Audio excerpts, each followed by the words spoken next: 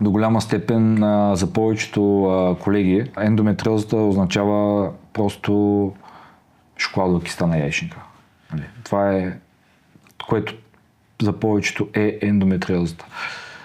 Другото естествено е разбирането,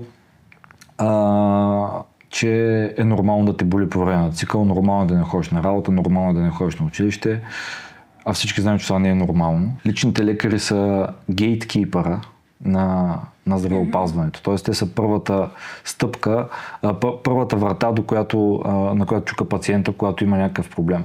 Така.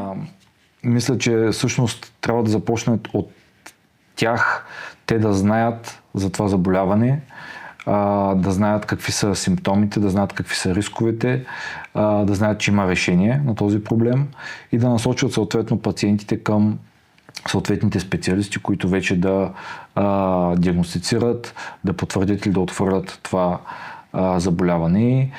И знаете, нали, средно между 7 и 10 години е периода, в който се поставя тази диагноза.